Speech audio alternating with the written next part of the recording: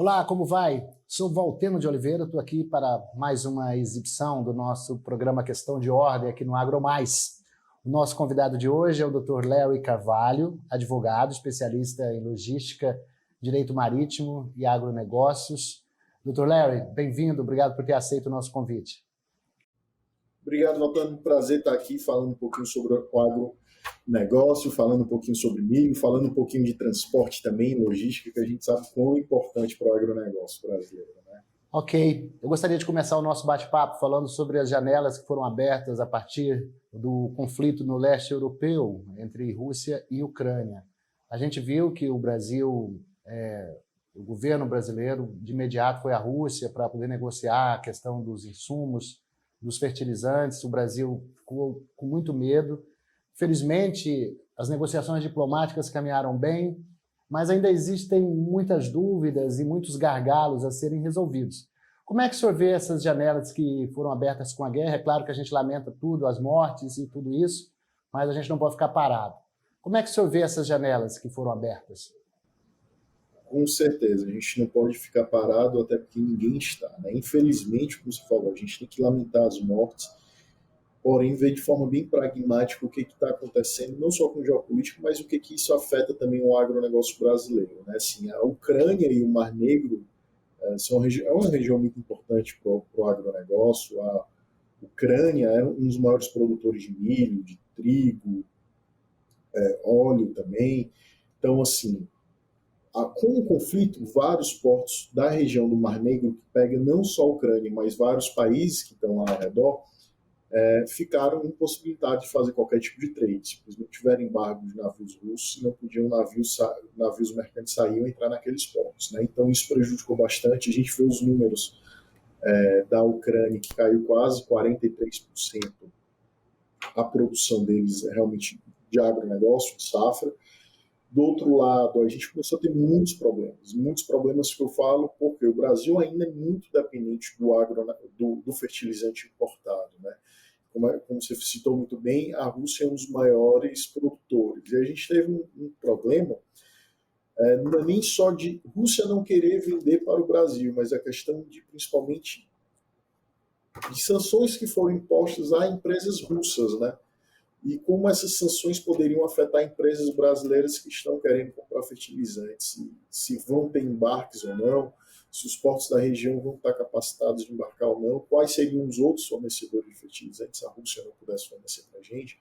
O governo foi rapidamente também lá para o Canadá, que é um grande produtor. Então, efetivamente, o governo federal tentou, em um curto prazo, né, em tentar uma solução rápida, de tentar correr atrás para a gente manter o fornecimento de fertilizante, que foi mantido de certa forma. Obviamente, o custo do fertilizante aumentou bastante, a gente viu o preço disparar desde o início da guerra, já tem dado um retorno nesses valores, mas logo em 2021 o preço subiu bastante. Isso gerou inúmeros problemas de arguição de força maior, muitos contratos com empresas russas estavam arguindo força maior também. Então, isso gerou inúmeros problemas para o agronegócio brasileiro. E a curto prazo, a tendência foi essa, a questão diplomática, realmente do governo federal tentar negociar. E eu diria que a médio e longo prazo, o que começou-se finalmente foi um debate dentro do Congresso Nacional, um movimento também, de se tentar identificar outras oportunidades e outras formas para não sermos tão dependentes do fertilizante importado, principalmente fertilizante russo, né? Então já se fala de tentar se explorar áreas até então não exploradas por questões regulatórias e, enfim, o governo federal junto com o Congresso agora tem que ir adiante e realmente começar uma discussão do que será feito para a médio e longo prazo acabarmos com essa nossa dependência e pudermos produzir mais fertilizantes aqui no Brasil. Então, assim, isso é bem a questão da tendência, do que a gente vê de fertilizante, realmente as oportunidades que devem ter para o Brasil, e do outro lado, o que o Brasil e o agronegócio brasileiro têm se beneficiado bastante são exatamente das oportunidades. São empresas, países que compravam da Ucrânia, compravam milho principalmente, comprava trigo, comprava outros produtos da cesta da Ucrânia, que hoje não estão mais podendo comprar por inúmeros inúmeros problemas, principalmente os portos que estavam fechados, né, retornaram agora, mas mesmo assim a oferta da Ucrânia reduziu bastante, como eu falei, o cultivo deles caiu quase 43% por causa da guerra. Então, esses países que já tinham relações comerciais estão procurando outros parceiros e outras oportunidades, que é onde o Brasil entra. Eu ia tocar nesse tema do milho, porque a gente estava falando inicialmente das dificuldades que são as importações. Ao mesmo tempo, abre-se caminho para a exportação, e o milho parece que é o boom desse negócio agora, né? Se não me engano, tem um relatório aí da Gavco Research dizendo aí de negócios da ordem aí, o Brasil pode ocupar fatias de mercado que era fatias de outros mercados, né, que aproveitavam, né, quando estava tudo ok lá. Então, agora o Brasil pode, por exemplo, ganhar na questão do milho. É por aí mesmo? Vai ser o grande negócio e a gente pode esperar aí vamos dizer assim, cotações maiores para o milho aqui no Brasil? Sem dúvida alguma, o milho tem tudo a ser o grande boom do agronegócio brasileiro, por inúmeros fatores. Quando a gente vê numericamente, setembro aumentou a exportação de milho em quase 118% comparado com 2021. Então, assim, a gente vê numericamente que a exportação já cresceu bastante por causa da guerra. Por quê? Principalmente países que antes compravam da Ucrânia, que não conseguem mais, procuram outros parceiros, aqui onde o Brasil entra como produtor de milho. E a gente está em fases finais de uma negociação que aí sim é o grande, vamos dizer assim, é o que pode resultar nesse grande boom, que é exatamente o início das vendas de milho do Brasil para a China. Então, o que acontece? A China depende basicamente de 70% do milho dela dos Estados Unidos, 30% da Ucrânia. E o milho que a China compra basicamente é para a produção de suínos dela, né? Grande parte é para a suinocultura da China. E aí a gente entra em dois cenários. O primeiro é a guerra com a Ucrânia, que a China não está mais conseguindo comprar, e a segunda são as tensões cada vez mais acirradas entre China e Estados Unidos, principalmente depois da ida representante americano para Taiwan. Então, o que acontece? A China tem, obviamente, querendo cada vez menos depender do milho americano e, do outro lado, procurar outros fornecedores que forneçam o que antes a Ucrânia fornecia. E aqui entra o Brasil, que até então nós não vendíamos para a China, por causa de licenças fitossanitárias, autorizações. O Brasil começou a conversar com a China, já estamos em fase final de negociações para termos as autorizações para vender e exportar o milho para o mercado chinês. Já se fala de início, em outubro, agora esse mês, já começaram os seus primeiros embarques para a China, a gente está aguardando para saber como é que isso vai ficar, mas efetivamente é um grande parceiro, é um grande mercado. Quando a gente fala em aumentar essas exportações, a gente não fala também aqui de uma pressão inflacionária em torno também o Brasil produz suínos, aves, e tudo isso depende, né, de milho. Dá para equilibrar essas coisas, a gente ganhar nas exportações e não desabastecer o mercado interno? Bom, sem dúvida alguma, isso vai ser algo a ser, eu não diria regulamentado, mas algo que o mercado vai ter que lidar. Quando a gente fala do Brasil exportar para a China, a gente fala de uma fatia de mercado de quase 30 milhões de toneladas, né? Algo que representa 10 bilhões de dólares, mais ou menos nessa faixa. E o Brasil, historicamente, quando exportou milho, a gente já teve problema de desabastecimento, exatamente questão inflacionária, do preço do milho subir bastante para o consumidor final aqui no Brasil. Tanto que, anteriormente, o governo federal, inclusive, para amenizar esses impactos, ele já pleiteou redução tarifária dos impostos de importação, do REX tarifário, por desabastecimento, colocando o milho numa lista especial, que o Mercosul permite, em que você consegue reduzir as alíquotas dos impostos de importação para determinados produtos quando comprovado o desabastecimento.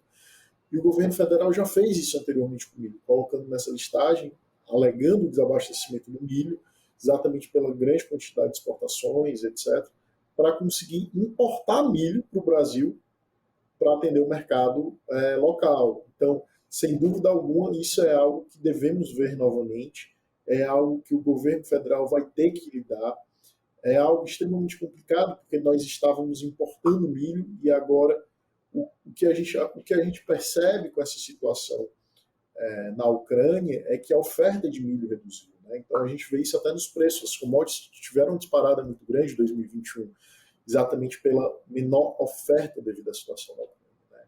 Não só a situação da Ucrânia, como menor oferta de fertilizantes, que resulta diretamente na área plantada e, consequentemente, na colheita. Né? Então, isso tudo, sem dúvida alguma, vai impactar. A gente deve ver esses preços, eventualmente, quando começarem os embarques para a China, subirem novamente, e vai ser bastante interessante saber qual medida que o governo federal vai tentar adotar, quem ganhar, eventualmente, as eleições no próximo ano, para tentar fazer um controle inflacionário. Dr. Larry, eu queria perguntar sobre essas questões das previsões para o crescimento e também desaceleração, né? Há uma preocupação com a desaceleração do crescimento na China, as questões envolvendo aí os Estados Unidos também, juros, pressões inflacionárias. No Brasil a gente fica imaginando, será que vamos a todo vapor, vamos esperar se o mundo vai, de forma que se dá uma assentada nisso? O senhor tem alguma preocupação com relação a essas previsões de desaceleração da economia, principalmente na China? Eu diria que a desaceleração da economia, principalmente na China, afeta principalmente o minério de ferro e, obviamente, o petróleo. No caso da sinicultura na China, eles têm uma população muito extensa, eles precisam alimentar o povo, então eles precisam comprar ração para os suínos deles. Né? Então, assim, é algo que, independente da situação, óbvio, vai reduzir, pode reduzir, mas a questão é que está abrindo uma janela de oportunidade de 30 milhões de toneladas que o Brasil não fazia venda. Né? Então, sem dúvida alguma, é um grande mercado, é um mercado que com certeza vai alavancar as vendas do Brasil. Assim, a curto prazo, o que a gente está vendo já a partir agora de outubro, né? Agora em outubro, é um pouco de desaceleração das vendas do milho, sim. O Brasil vinha crescendo bastante, como eu falei, quase 118% em relação ao ano passado, agora no final de setembro. Mas, efetivamente, quando começarem a ser dados as licenças e autorizada a venda do milho para a China, eu acredito que esses números aí devem subir novamente. E, óbvio, questão de econômica, sem dúvida alguma, sempre afeta. Mas, repito de novo, a gente está falando de algo fundamental para a alimentação da população chinesa. Eles precisam, eles não têm como fugir disso. Outro tema que eu quero abordar com o senhor, e o agronegócio é extremamente dependente, a economia como um todo, é a questão do petróleo, né? Porque a gente tem desde a produção lá na ponta, né? Nos maquinários, depois você tem o transporte até os portos e também o transporte marítimo, que depende de diesel. A gente viu durante o início da guerra o petróleo dar aquela subida, depois veio abaixando, isso tem refletido até na queda do preço dos combustíveis no Brasil, mas isso é uma sinalização que pode continuar com essa redução? Qual é a tendência do petróleo na sua visão?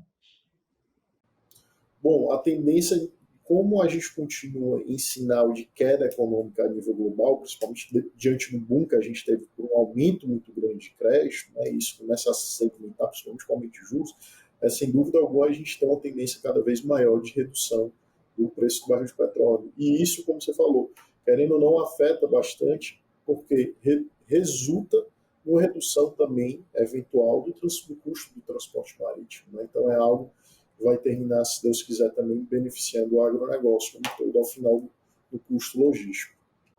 Como é que a gente fica tentando fazer aqui? Eu não sei se o senhor tem esses cálculos aqui. Qual é o impacto do preço do petróleo ou do petróleo na produção agropecuária? Aonde é que ela é mais, vamos dizer assim, afeta mais? É na produção mesmo, direta? É no transporte de grãos até o porto?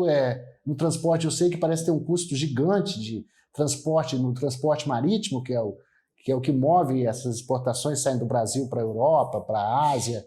Qual é o impacto do petróleo nesses modais, vamos dizer assim? Eu diria que o principal impacto está no transporte marítimo. Né? O óleo bunker, que é um óleo extremamente pesado, que é o que move as embarcações, representa um custo de mais de 35% da embarcação. Né? Então, efetivamente, é um custo muito grande, principalmente quando a gente pensa na distância que esses navios estão percorrendo para sair do Brasil até chegar na China. Todas as novas tendências aí a nível mundial também de redução de impacto ambiental das embarcações, as regras do IMO 20 que exigem a redução do teor de enxofre também no óleo bunker, isso tudo encareceu bastante o preço do custo do transporte marítimo, mas sem dúvida alguma, onde tem um grande impacto para o agronegócio a redução do barril de petróleo está no transporte marítimo. Dr. Larry, com relação à questão da proteína animal, qual a sua visão para o futuro? O Brasil é um campeão mundial de exportações de carnes, suínos, aves, enfim. A gente tem esse mercado principalmente na Ásia, e a guerra também afeta isso? Como é que o senhor está vendo essa perspectiva para o mercado de proteína animal? Bom, a Rússia sempre foi um grande fornecedor de proteína animal também, né? Então, efetivamente, situações como essa de guerra, efetivamente, com os países da Rússia e as empresas russas sofrendo bastante com sanções econômicas, sem poder receber SWIFT, com várias grandes empresas entrando em lista também, lista negra que não pode receber transferências, etc. Sem dúvida alguma, faz com que empresas que usualmente comprem comecem a procurar outros mercados como o brasileiro. Então, sim, são oportunidades.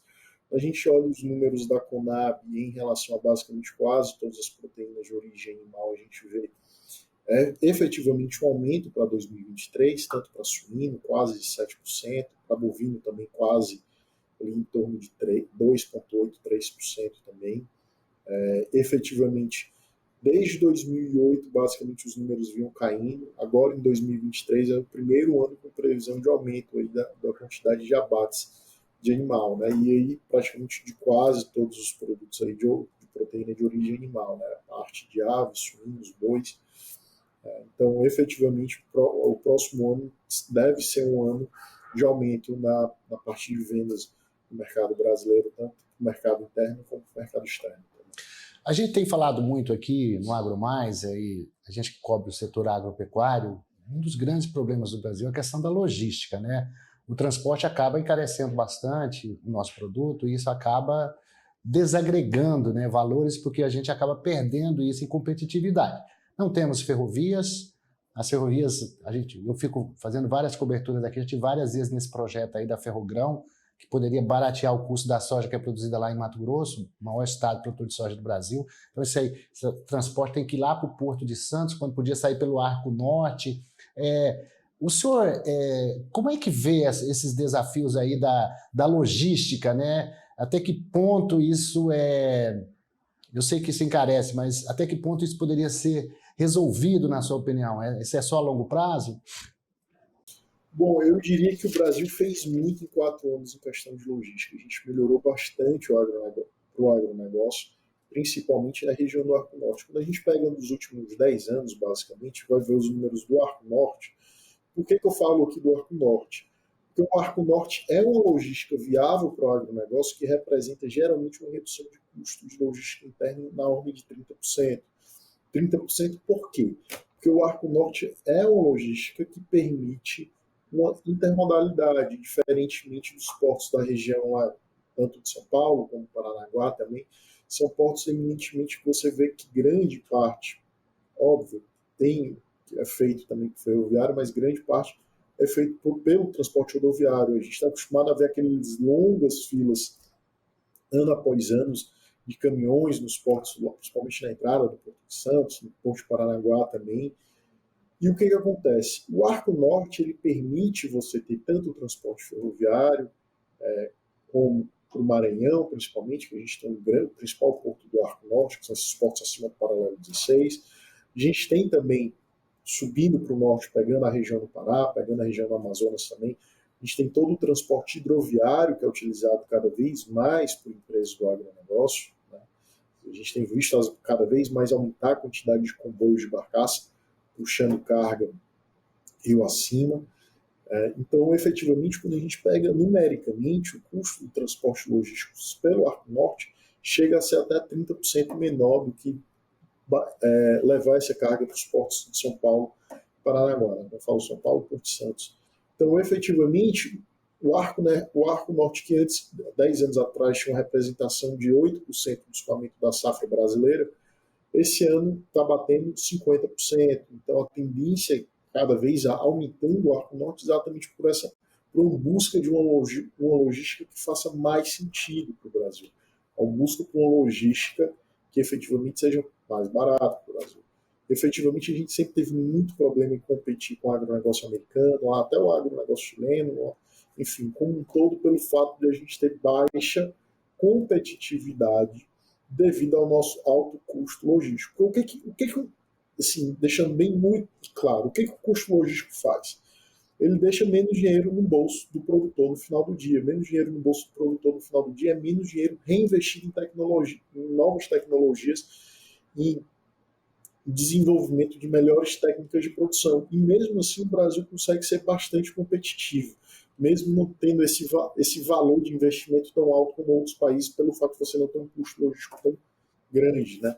Então, efetivamente, o Brasil consegue ter ainda uma produtividade boa com a área de plantio que a gente tem, mesmo se aumentar a área de plantio, a gente vê que numericamente a safra sempre aumenta, a questão de área plantada e o que é colhido, essa proporção aumenta ano após ano, efetivamente, por investimentos em tecnologia. Então, o Brasil tem tudo a ganhar com a utilização do Arco Norte, com o desenvolvimento cada vez mais de uma logística mais, obviamente, sustentável, uma logística com menor custo, né? Isso vai traduzir cada vez mais investimentos e aumento da nossa produtividade, além da competitividade também do Brasil. Pelos números que a gente vê de algumas pesquisas, a ferrovia no Pará poderia resultar em um aumento de basicamente quase 50% da produção de soja no Mato Grosso sem derrubar uma única árvore. Por que isso? Porque a gente vai ter um custo logístico mais barato, com a ferrovia, levando para os portos do norte, né? E mais do que isso, a gente que é tão dependente, que falta bastante no Brasil, questão de armazenagem, a gente ia ter um transporte de rápida chegada nos portos do norte, permitindo um melhor escoamento e aí sim permitindo um aumento da nossa produtividade cada vez mais. Seria um ganho realmente enorme para o negócio brasileiro. E a batalha segue em discussão no STF, sem dúvida alguma. A gente tem que acompanhar, esperar a decisão final do STF em como será feito, principalmente o traçado da ferrovia, se ela desobedece a algum regramento ou não, que o STF, a decisão que foi dada, alega que o traçado da ferrovia pegaria área até então que seria de uma reserva. Na verdade, muito pequena, né? A Ferrogrão ela passa ali pelo Parque Nacional do Jamanchim, ou a Floresta Nacional, muito pequena, seguindo na mesma linha de domínio da BR-163. Então, o que na verdade acontece é que existe muito ativismo, né? Judiciário, Ministério Público, então as pessoas chegam e param. Esse é um gargalo muito grande, o Brasil vai ter que superar isso de alguma forma. Eu queria só complementar falando exatamente o que você falou muito bem, que segue a área de domínio da BR-163. Então, assim, qualquer mudança no trecho poderia ter sido feita, inclusive, ainda na pesquisa de cunho ambiental, porque nem pesquisa de cunho ambiental de licença, nem isso foi permitido ser feito. Né? O grande problema é esse. A gente acompanha isso aqui, o dia a dia, o produtor rural, coitado, eu estive lá no norte, Mato Grosso, é inacreditável, né? Uma rodovia que não é duplicada, se acontece ali um acidente, fica horas e horas parado, você não vai nem para lá, nem para cá. E, enfim, são as dificuldades que a gente enfrenta no Brasil para poder... Essa questão da logística, já que o senhor é especialista também. Mas eu queria perguntar uma outra coisa. Se a gente olhasse o mapa do Brasil, assim, do mundo, no mapa do mundo, aí a gente vê os produtos brasileiros saindo para o norte, saindo para a Europa, para a Ásia. Onde o senhor acha que nós estamos crescendo e para onde o senhor acha que devemos abrir mais mercados? Bom, o Brasil tem adotado, principalmente agora com o milho, fortes tendências de negociação com o mercado asiático, né?